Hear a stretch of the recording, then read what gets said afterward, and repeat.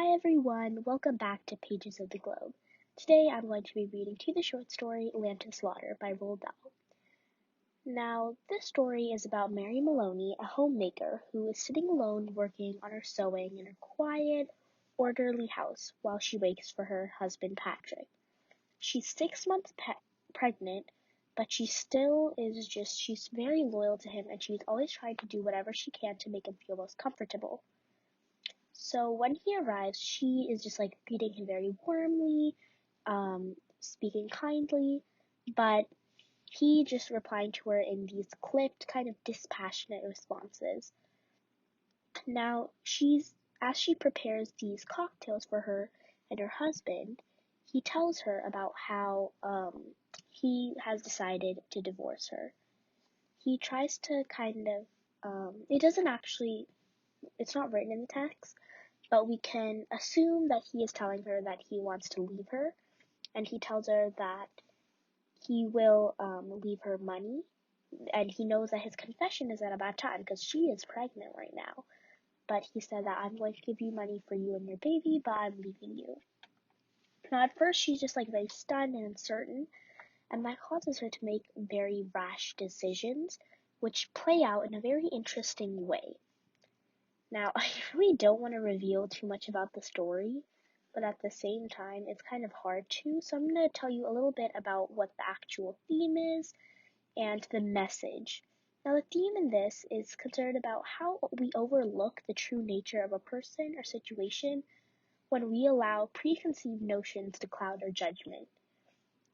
For instance, you should be able to pick out a wolf dressed in sheep's clothing from the rest of the flock fairly easily. But if you ignore the obvious and accept the wolf as a sheep because it looks white and fluffy, then you've been duped. And this is shown in the story by these detectives come because Patrick Maloney, Mary's husband, has suddenly died.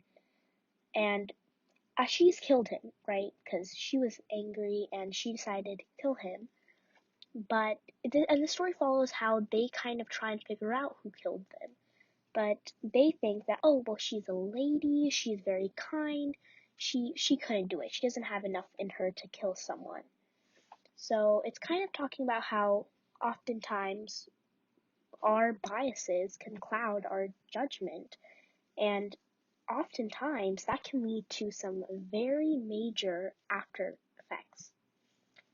Now, I don't want to tell you too much about the story, although I feel like I kind of have just because of the nature of it itself. So I'm going to tell you a little bit about the author, Roald Dahl. Now, you most probably have heard about him already. He is a very, very famous British novelist, short story writer, poet, screenwriter, and he's also a wartime fighter ace of Norwegian descent. His books have sold more than 250 million copies worldwide, and he's been called one of the greatest storytellers for children of the 20th century. Most of the works that you definitely know is James and the Giant Peach, Charlie and the Chocolate Factory, Matilda, The Witches, Fantastic Mr. Fox, The BFG, The Twits, George's Marvelous Medicine,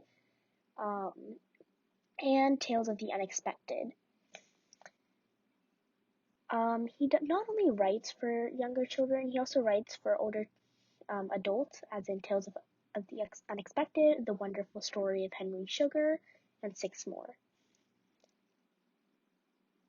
Most of the stories have also been turned into movies, as in the BFG, Matilda, which was just recently released, Charlie and the Chocolate Factory, which has 2 versions, The Witches, which has, I think 3 versions. There's a lot though, but he is very, very famous.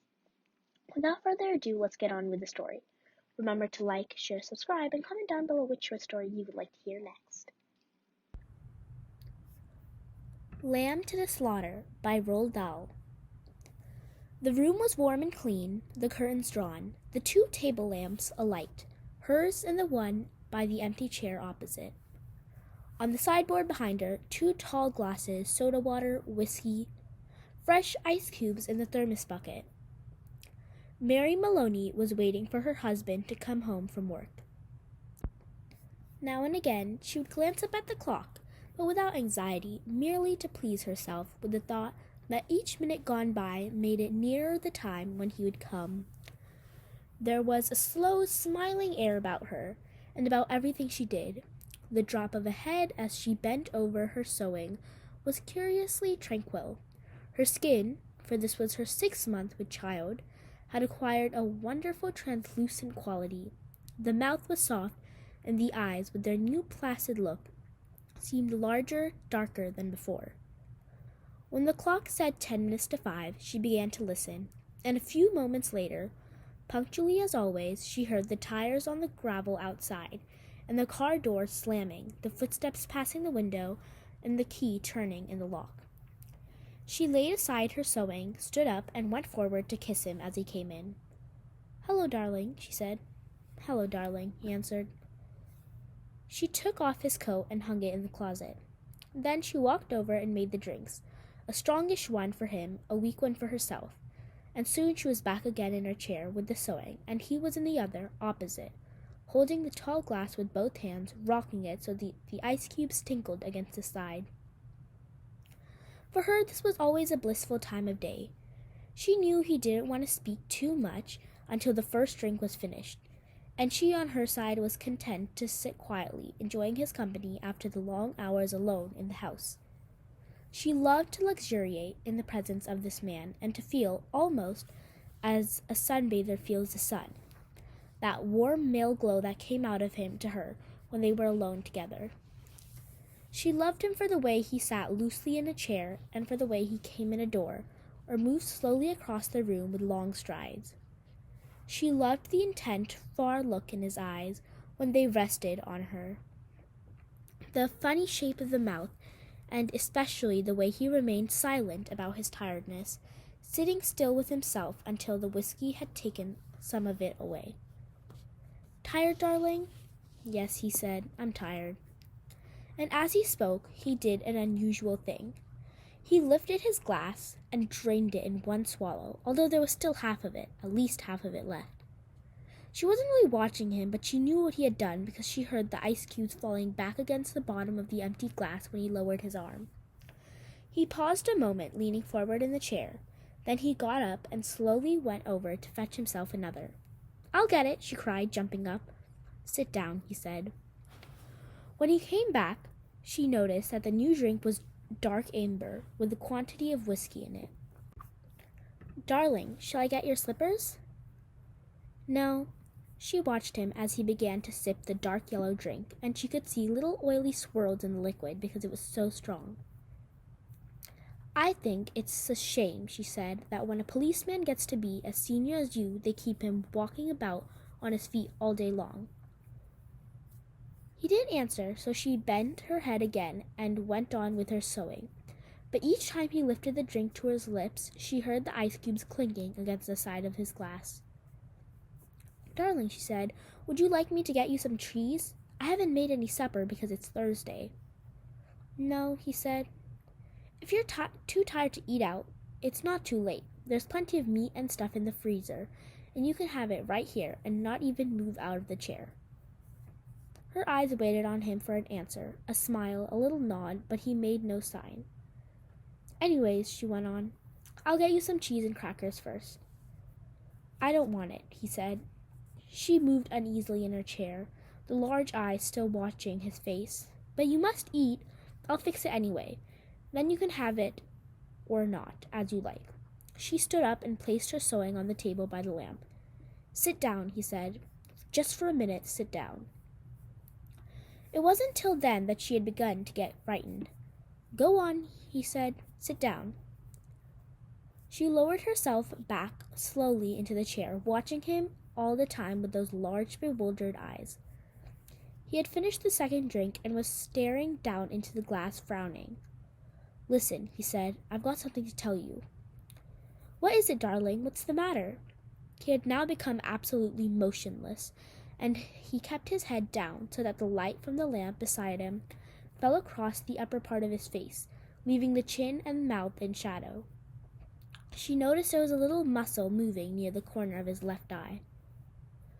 "This is going to be a bit of a shock to you, I'm afraid, he said.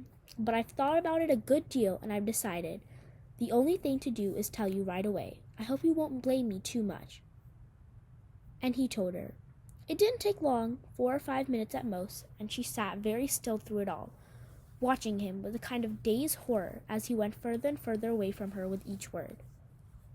So there it is, he added. And I know it's kind of a bad time to be telling you, but there simply wasn't any other way. Of course, I'll give you money and see you're looked after. But there needn't really be any fuss. I hope not anyway. It wouldn't be very good for my job. Her first instinct was not to believe any of it, to reject it all. It occurred to her that perhaps he hadn't even spoken and she had herself imagined the whole thing. Maybe if she went about her business and acted as though she hadn't been listening, then later, when she sort of woke up again, she might find none of it happened. I'll get supper, she managed to whisper, and this time he didn't stop her. When she walked across the room, she couldn't feel her feet touching the floor. She couldn't feel anything at all, except a slight nausea and a desire to vomit. Everything was automatic now. The steps to the cellar, the light switch, the deep freeze, the hand inside the cabinet taking hold of the first object it met. She lifted it out and looked at it. It was wrapped in paper, so she took off the paper and looked at it again. A leg of lamb. All right, then, they would have lamb for supper. She carried it upstairs, holding the thin bone end of it with both of her hands, and as she went through the living room, she saw him standing over the window with his back to her, and she stopped. For God's sake, he said, hearing her but not turning around, don't make supper for me. I'm going out. At that point, Mary Maloney simply walked up behind him, and without any pause, she swung the big frozen leg of lamb high in the air and brought it down as hard as she could on the back of his head. She might just as well have hit him with a steel club. She stepped back a pace, waiting, and the funny thing was that he remained standing there for at least 4 or 5 seconds, gently swaying. Then he crashed to the carpet. The violence of the crash, the noise, the small table overturning helped bring her out of the shock. She came out slowly, feeling cold and surprised, and she stood for a while, blinking at the body, still holding the ridiculous piece of meat tight with both hands. All right, she told herself, so I've killed him. It was extraordinary now how clear her mind had become all of a sudden. She began thinking very fast. As the wife of a detective, she knew quite well what the penalty would be. That was fine. It would make no difference to her. In fact, it would be a relief. On the other hand, what about the child? Were there laws about murderers with unborn children? Did they kill them both, mother and child, or did they wait until the 10th month? What did they do? Mary Maloney didn't know, and she certainly wasn't prepared to take a chance. She carried the meat into the kitchen, placed it in a pan, turned the oven on high, and shoved it inside. Then she washed her hands and ran upstairs to the bedroom. She sat down before the mirror, tidied her hair, touched up her lips and face. She tried to smile. It came out rather peculiar. She tried again. "Hello, Sam," she said brightly, aloud. The voice sounded peculiar, too. "I want some potatoes, please, Sam." "Yes, and I think a can of peas." That was better. Both the smile and the voice were coming out better now. She rehearsed it several times more. Then she ran downstairs, took her coat, went out to the back door, went down the garden and into the street. It wasn't 6 o'clock yet, and the lights were still on in the grocery shop. "Hello, Sam," she said brightly, smiling at the man behind the counter. "Why, good evening, Miss Maloney. How are you?" "I want some potatoes, please, Sam." "Yes, and I think a can of peas." The man turned and reached up behind him on the shelf for peas. "Patrick's decided he's tired and doesn't want to eat out tonight," she told him. "We usually go out on Thursdays, you know, and now he's caught me without any vegetables in the house." "Then how about meat, Miss Maloney?" "No, I've got meat, thanks. I got a nice leg of lamb from the freezer." "Oh. I don't much like cooking it frozen, Sam, but I'm taking a chance on it this time. You think it'll be all right?" "Personally," the grocer said, "I don't believe it makes any difference. You want these Idaho potatoes?" "Oh, yes, that'll be fine. 2 of those." "Anything else?" The grocer cocked his head on one side, looking at her pleasantly. How about afterwards? What are you going to give him for afterwards? Well, what do you suggest, Sam? The man glanced around his shop. How about a big, nice slice of cheesecake? I know he likes that. Perfect, she said. He loves it. And when it was all wrapped and she had paid, she put on her brightest smile and said, Thank you, Sam. Good night. Good night, Miss Maloney, and thank you. And now she told herself, as she hurried back, all she was doing now, she was returning home to her husband, and he was waiting for his supper, and she must cook it good and make it as tasty as possible because the poor man was tired. And if, when she entered the house, she happened to find anything unusual or tragic or terrible, then naturally it would be a shock, and she would become frantic with grief and horror. Mind you, she wasn't expecting to find anything. She was just going home with the vegetables. Miss Patrick Maloney was going home with the vegetables on Thursday evening to cook supper for her husband. That's the way, she told herself. Do everything right and natural. Keep things absolutely natural, and there'll be no need for any acting at all. Therefore, when she entered the kitchen by the back door, she was humming a little tune to herself and smiling. Patrick, she called, how are you, darling? She put the parcel down on the table and went through into the living room, and when she saw him lying there on the floor with his legs doubled up and one arm twisted back underneath his body, it really was rather a shock. All the love and longing for him welled up inside her, and she ran over to him, knelt down beside him, and began to cry her heart out. It was easy. No acting was necessary. A few minutes later, she got up and went to the phone. She knew the number of the police station, and when the man at the other end answered, she cried to him, Quick, come quick, Patrick's dead. Who's speaking? Miss Maloney, Miss Patrick Maloney. You mean Patrick Maloney's dead? I think so, she sobbed. He's lying on the floor, and I think he's dead. Be right over, the man said. The car came very quickly, and when she opened the front door, 2 policemen walked in. She knew them both.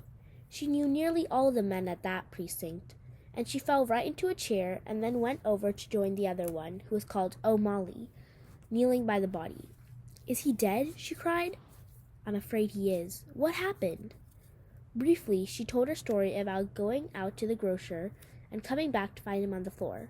While she was talking, crying, and talking, Noonan discovered a small patch of congealed blood on the dead man's head. He showed it to O'Malley, who got up at once and hurried to the phone. Soon other men began to come into the house. First a doctor, then 2 detectives, one of whom she knew by name. Later, a police photographer arrived and took pictures, and a man who knew about fingerprints.